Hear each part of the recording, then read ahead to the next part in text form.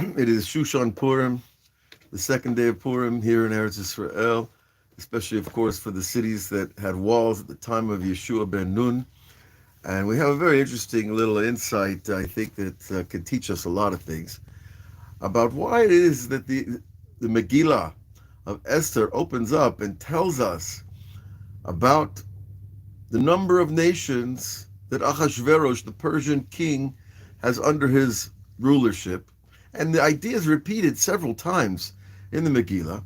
And the number 127 stands out because that's the same number of years that Sarah Imenu lived on this planet. And Sarah is the only woman in the entire Bible whose age is given over. So maybe there's something about the modesty of asking women how old they are. But Sarah was given that honor and recorded, perhaps, as the Midrash says, for the sake of the future. What does that mean? Rather, the Midrash tells us in the merit of Sarah's 127 years of being the matriarch of the Jewish people, Esther, the queen, would merit to be queen over 127 vassal states of the Persian Empire, 460 odd years before the Common Era. So there's a relationship going on here that we kind of, it's begging us to explore it. But when we look at the story of Esther, it's like a classic fairy tale. An orphan girl enters a beauty contest and becomes the queen of an empire. It's very familiar to the Joseph story. A slave sold into slavery into Egypt becomes the de facto king of the Egyptian empire. And this formula of, a poor girl becoming something great, we see it in all the fairy tale stories of history. And yet, in the Jewish tradition, it's not a fairy tale. It was real live genocide coming at the Jewish people. And because of the merit of Sarah, Esther was queen, and Esther was able to push off the decree of the evil Haman. And we have the Purim festival to celebrate those great events. But what we see is a very interesting thing of this connection, and why I call this why the Jewish people are always being saved by their women. Because we see it over and over and over and over again throughout the Bible. Sarah, of course, was the original matriarch, and she was saved from Pharaoh, from being, molested by him. And because of that, Avraham was made rich. And the same thing with Rivka. She went into the palace, the kingship of the nation at the time, Gerar, and Avimelech was attempting to abuse her. God saved her from that.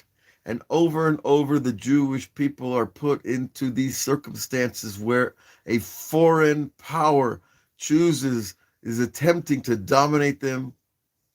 And then we see over and over that they're saved, and there's always a woman involved in the story. What's going on?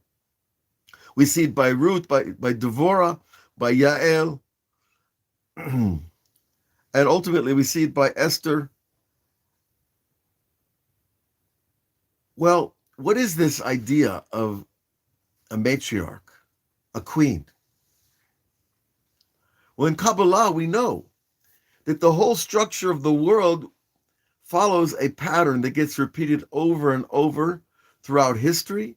And this pattern is also repeated in our very own personal individual souls, that there is this structure that creates kingship. Now, the rabbis call kingship for every person, Malchut Peh, the kingship of the mouth, that a person's power, his reach, his influence, his longevity of expression has to do with how he talks. So Malchut Peh is a real thing in every person, and the entire structure of the soul is created in order to produce speech. That's because speech is the one thing that separates us from all the other animals and all the other species, that we're able to talk in a very clear, precise, literal way. Now, it's not, of course, other animals have the ability to communicate, but not at the level of a human being that can foster a relationship with his fellow human being, and he can foster a relationship with his creator. So the creation of kingship, which is speech, is primarily the aspect of creating the feminine as it's extracted from the masculine, because we know in the beginning of time they were both one. So from Esther all the way to Sarah, we see the pattern repeating itself over and over. Now, divine speech, Malchut Peh, is also parallel to what we call the Shekhinah, the divine presence. And the divine presence has been following the Jewish people around through exile for thousands of years. And that presence is what gives a person the ability to rule a nation, especially in righteousness, which certainly we look at Esther and we're not even going to question her righteousness and what she went through and what she had to do and sacrifice for her people. And Sarah and so forth was really the prototype of a Jewish queen. Now that queen, or what we like to call it queenship, lasted through Sarah, we say 127 years. And then later, 1,500 years later, we see by Esther, we're told that she was queen of 127 nations. And as we already said, the Midrash gave those 127 nations of power over Esther because of the blessing of Sarah. And that was a clear linkage of where the divine presence traveled throughout the Jewish exile. Now we see an interesting thing. The verse tells us about Sarah when God spoke to Abraham in Parshat Vayera, at the end of Lech Lecha, before Vayera, when the action played itself out, that you will give rise, Sarah, to nations, and rulers of nations will come forth from you. Meaning not just Jews, rulers of nations, that's many peoples, would emerge from Sarah. So she was like the first, the original queen bee. She gave forth to kings that would travel all over this world and into many, many cultures. And there are cultures that hold that they still have a connection to the ancient Jewish line of kingship. You just have to look into the annals of the ancient British Empire, and you'll see that they have that idea.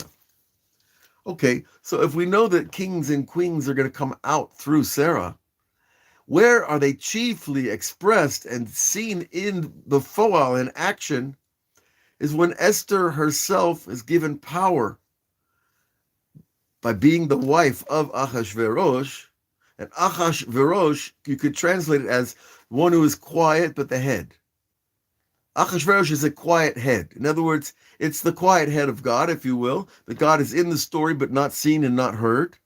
But he himself, we see after Esther made her play on the stage of the world and had a son, Dariavish, what we call in English Darius, they kept the wheels turning to rebuild the Beit HaMikdash in Jerusalem, which shows us that her presence and her son's presence there, coming through the kingship of Achashverosh, was all designed to rebuild the temple in the first place. And Esther was given power over de facto power, like Joseph was given de facto power in Egypt. She was given de facto power over all the provinces, which were really vassal states that the Persians had conquered. She was given power over all those nations, 127, just like Sarah was promised in the prophecy that God spoke through Abraham. Now, this idea of the spreading of the divine presence doesn't stop there, my friends, because every single soul Every single Jewish soul has a helek Elokai mima'al. It says in Sefer Tanya that every Jew has a spark of God. We carry that spark around with us wherever we go. Sometimes it's revealed and sometimes it's covered over. And sometimes it's covered over, we don't even know it's there. And sometimes it's revealed and it becomes overpowering. Each person according to their job, their mission, and their vessels, their ability to hold and properly use that divine power. If Esther had entered the queenship of Persia and not decided to rebuild the temple and not decided to enable the Jews to go home and not decided to foster the rebuilding of Jerusalem, what would have been? Where would her power have gone? Into vain things that would have never accomplished what she did accomplish. So you see, every person carries a spark of that. And that spark is chiefly embedded in what's called in Kabbalah Malchut, kingship. But we're using the phrase queenship in order to focus on that this power is essentially a feminine power, the power of speeches, this power to receive from all reality around you, that your body itself, your mind, your heart, are all feeding into the power of speech. And that's where your kingship or queenship is, in your power of speech, how you use it, when you use it properly and otherwise. And this is how the divine presence gets spread in the world. Now let's step even further forward from Esther in Shushan Purim in the capital. Let's step forward till today. The Jews are not just in the 127 provinces of Persia. The Jews are completely everywhere in this planet. If you look at the kingdoms or the national governments, there are Jews active and participating in all these nations. And some of them reach the level also of second to the king or the wife of the king or the head of great bodies of leaders of men and women. That's all included in the idea of kingship. And all of it is coming from the promise to Abraham and Sarah. Why? Well, because Hashem, the whole point of creating the Jewish people was to create a people who would teach about the presence of his kingship and that would live by the laws of his kingship and to prove to the nations that this world is not a mockery of do what you want and that the power of might is better than, might over right and that, that there is no ultimate judge and no ultimate judgment. And then there is no ultimate reward.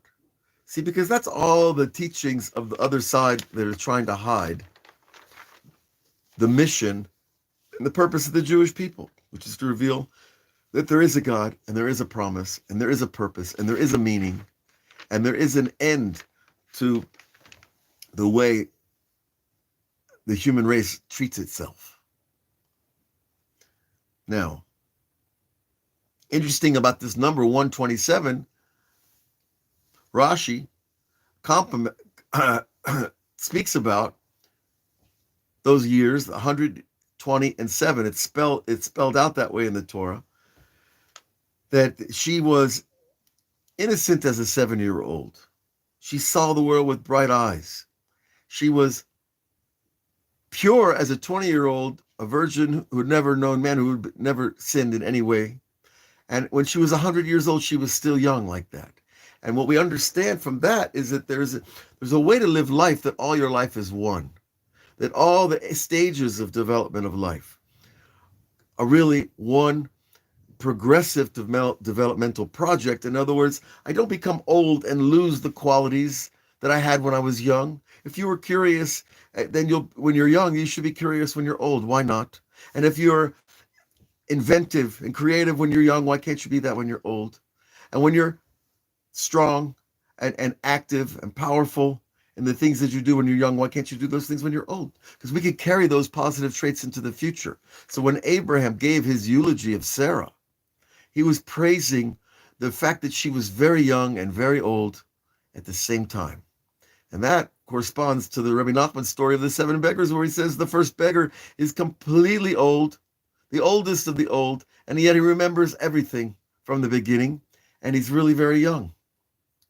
And that idea is repeated elsewhere in the Kabbalah, because we say that the end is embedded in the beginning. And the practical advice from this, of course, is not to lose the sense of youth, the wonder, the purity, the ability to see the beauty of things, even though, well, our beards turn white and we get tired in the afternoon. Because youth is really in the heart. And so Sarah embodied that, and Abraham praised her for that. And we see that Esther took those ideas, and that she was this queen that had world power, and she didn't forget her people, and she didn't forget the mission of the Jewish people, and she didn't forget Jerusalem, even though she lived in Persia.